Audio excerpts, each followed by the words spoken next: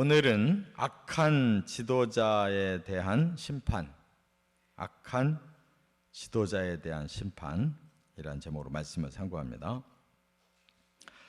이제 히스기야 시대에 있었던 두 악한 지도자를 특별히 여기서 이름을 거명하면서 이제 그들에 대한 심판을 말씀하고 있어요.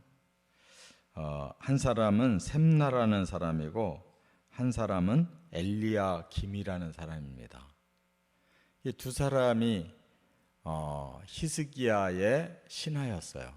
말하자면은 국내 대신, 그러면 이 왕실을 책임지면서 또 아주 막강한 권세를 가지고 있는, 오늘날로 말하면 비서실장 같은 그런 사람들이었어요.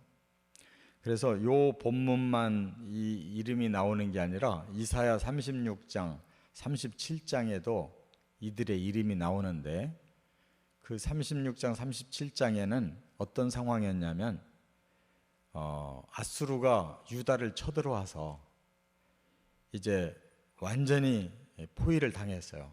모든 나라가 다 점령됐고 예루살렘만 남아있는 거예요. 그런데 히스기야 왕을 이제 불러내서 죽이겠다는 거예요. 항복하라는 거예요. 그래서 히스기야는 오직 하나님만 믿고 지금 버티고 있는 겁니다. 그리고 그의 후원자는 이사야예요. 이사야. 그러니까 그 나라에 정말 하나님께 매달리는 사람은 두 사람밖에 없는 거예요. 히스기야 왕과 이사야.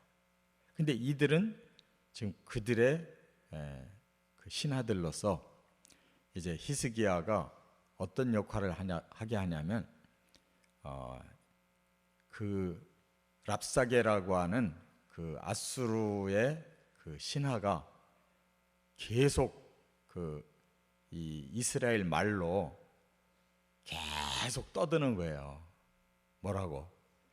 너희는 하나님도 믿지 말고 히스기야도 믿지 말고 우리 말 듣고 빨리 항복해라. 그러면 너희들을 살려주는데 히스기야 말 듣고 있다가 너희들까지 다 멸망할 거다. 막 이렇게 왕하고 백성 사이를 이간질하면서 그냥 계속 엄포를 놓는 거예요. 그러면 히스기야는 또 견디다 못해서 이 신하들을 이사야에게 보내가지고 상황을 또 전달하고, 그러면 이사야가 하나님 앞에 기도해서 또 다시 하나님 말씀을 이들을 통해서 히스기야에게도 전달해주고, 이게 중간 역할을 하던 사람들이니까 중요한 사람들이잖아요. 그런데 그들에게 결과적으로 사심이 들어가서 그 중요한 역할의 실패자들이었다, 그 말이에요. 그러니까 하나님이 오직 쓰시는 사람들은 이사야와 히스기야 뿐이고, 그 중간 역할을 해야 될 지도자들까지도 다 이제 잘못됐다는 뜻이에요.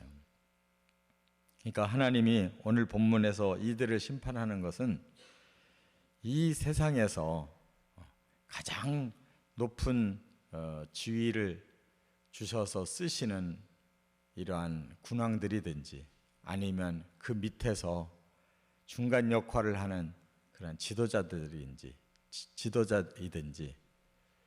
지도자 역할이 너무 중요한데 그걸 잘못하는 자 하나님이 기억하고 심판하신다 그랬어요. 그러니까 이 말은 이 땅에서 지도자 노릇하는 사람들, 지도자에게는 그만큼 책임도 있지만 권세가 따르잖아요. 근데 이 권세에 더 무게를 두면 그걸 이용해서 자기 사익을 취하고 영광을 자기에게로 돌리는데 문제가 있어요. 그럼 하나님이 그들을 기억했다가 심판하신다는 말은 뭐예요? 그들이 하나님 앞에 가면 벌이 큰 거예요, 지도자는. 그래서 정말 히스기야와 그 이사야를 때문에 하나님이 유다를 구원하시고 예루살렘을 살리고 아수르를 물리친 거지, 그 이외의 다른 자들에게서 하나님은 그 충성심을 못 받다는 거예요. 그 믿음을 못 받다는 거예요. 그래서 오늘 이 두 사람에 대한 심판을 이렇게 말씀했다는 겁니다. 첫째는 15절부터 19절에 보면 셈나의 권력욕과 몰락을 말씀하고 있어요. 이 셈나라는 사람이 국고를 맡고 왕궁을 맡은 자라고 그랬어요. 그렇다면 국고가 뭐예요? 나라의 살림살이 돈줄을 다 쥐고 있는 사람이잖아요.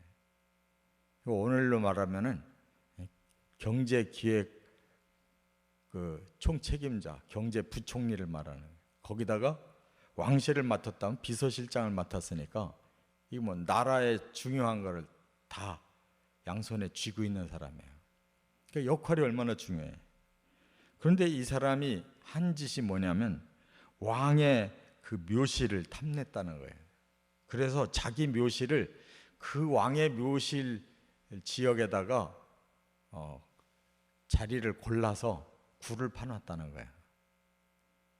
그러니까 비서실장 하는 사람이 또 경제기획원 장관 부총리를 하는 사람이 그 막강한 자리를 자기 사익을 위해서 사용했다, 그 말이에요.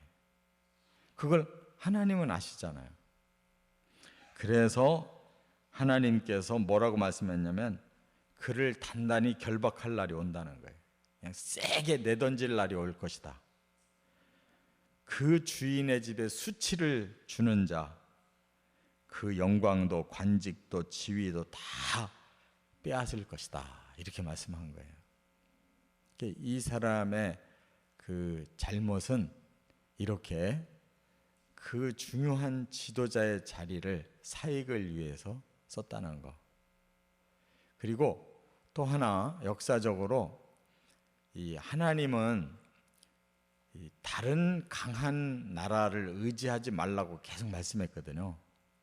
그런데 이 셈나라고 하는 사람 자꾸 왕에게 애굽을 의지하면 됩니다. 아수르를 막아내려면 애굽과 그 협력을 하면 됩니다. 이렇게 자꾸 가르쳐 준 거예요.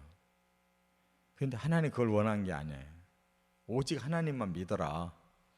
아무리 이 세상에서 가장 강한 제국이랄지라도 하나님의 능력이 더 크니까 하나님이 막아준다. 근데 이 사람은 자꾸 인간적인 꾀를 자꾸 가르쳐주는 거예요. 결국 아수르를 물리친 건 하나님 힘으로 물리치신 거지 다른 나라 협력받은 게 아니었거든요. 그러니까 이런 사람들이 간신인 거예요. 우리나라에서도 조선 말기에 이완용 같은 사람이 중요한 직책 다 가지고 왕 대신 지가 멋대로 도장 찍어가면서 이 나라 팔아먹은 그런 사람과 똑같은 거라고요. 이게 철천지 이 나라와 민족의 원수가 돼버린 것처럼 그 중요한 직책을 사익을 위해서 또는 인간의 약삭빠른 꾀를 가지고 그런 일을 하면 나중에 하나님께 심판받는다는 거. 두 번째, 여기 20절부터 25절에는 엘리야김의 신뢰와 추락. 그래서 새로 뽑은 사람이 엘리야김이에요. 그래서 이 엘리야김이 얼마나 이 셈나와 비교가 되는 바람에 또 높임 받았는지 몰라요. 그를 어느 정도로 신뢰했냐면 내 종 엘리야김을 대신 세우리라 그랬어요. 하나님이 내 종이래요. 그러니까 셈나는 그렇게 하나님께 미운털 박힌 사람인데 그때 같은 신하 중에 하나 엘리야김은 그렇게 사람이 신실했다는 거예요. 하나님이 내 종이라고 일컬을 정도로. 그 다음에 보면 예루살렘 주민과 유다 집의 아버지가 될 것이다 그랬어요. 그러니까 얼마나 훌륭하게 봤는지 예루살렘 주민의 아버지요 유다 나라의 아버지가 될 것이다. 그만큼 하나님이 신뢰를 했던 사람이고 또 다윗의 집의 열쇠를 그의 어깨에 둘 것이다 그랬어요. 다윗의 집이 얼마나 믿음으로 고귀한 집안이에요. 근데 거기보다도 그에게 열쇠를 줄 만큼 이렇게 신실했다는 거예요. 그가 열면 닫을 자가 없고 그가 닫으면 열 자가 없을 것이다 그랬어요. 그만큼 그 나라를 살리고 죽이는 그런 역할을 맡은, 그리고 하나님이 인정하는 그런 신실한 사람이었다는 거예요. 그래서 그 때문에 그 아버지 집안의 영광의 보좌가 된다 그랬어요. 그러니까 대개 한 사람이 훌륭하면 그 집안도 전부 덩달아 영광 받잖아요. 그 자손들까지도 덩달아 다 혜택이 있잖아요. 그런 사람이었다는 거예요. 그래서 그를 단단한 못으로 박은 자 같이, 그렇게 그가 단단한 못이니까 거기에 걸쳐 있는 모든 아비 집안이라든지 자손들이 다 영광을 같이 누린 거예요. 이 단단한 못인 엘리야김 때문에. 근데 마지막 절이 중요해요. 사람은 끝이 중요한 거예요. 여기 마지막 25절 보세요. 뭐라고 그랬어요? 만군의 여호와께서 이르시되 그날에는 단단한 곳에 박혔던 못이 어떻게 한다? 사그리니, 이 부패해버린 거예요. 그 못이 부러져 떨어짐으로 그 위에 걸린 물건이 부서지리라 하셨다 하라. 이 사람이 이렇게 됐나요? 그렇게 신뢰를 받던 자도 그 단단한 못, 결코 변하지 않고 언제나 나라를 위해, 왕을 위해, 하나님을 위해 아주 단단하게 쓰임받을 줄로 알았던 그 사람이 그 못이 삭아버렸대. 부패했다는 거 아니에요. 썩었다는 거 아니에요. 그래서 거기에 걸려있던 모든 것들이 다 와르르 무너졌대. 떨어져 버렸대. 이런 지도자도 있다는 거예요. 잘 나갔는데 끝이 썩어버리는. 그럼 뭐 하는 거예요? 오히려 더 실망이 큰 거예요, 하나님이. 그래서 추락했다 그랬어요. 추락했다. 그 신뢰가, 그렇게 두터웠던 신뢰가 그냥 추락해버린 자. 이런 자도 하나님 심판 당하는 거죠. 평생 잘했는데 막판에 삐뚤어지는 사람, 소용없는 거죠. 이와 같이 두 종류의 지도자를 하나님이 특별히 소개하는 것은 이처럼 지도자의 역할이 중요하다는 거예요. 잘하면 하나님께 상이 되지만 잘못하면 가장 큰 심판이 임한다는 것을 알고, 예수님도 그랬어요. 지도자가 되려고 힘쓰지 마라. 그만큼 책임이 중하기 때문에, 또 잘하면 하늘의 상급도 크기 때문에 지도자는 함부로 하는 게 아니다라는 말씀을 하신 거예요. 이처럼 우리도 사람은 믿을 수가 없다는 겁니다. 사람은. 그래서 항상 두렵고 떨리는 마음으로 우리 구원을 이루어 가야지, 우리를 믿고 나를 자꾸 내세우면 결국 큰일 나는 거예요. 항상 하나님 안에서 겸손하게 믿음으로 순종해 살아가시기를 주의 이름으로 축원합니다.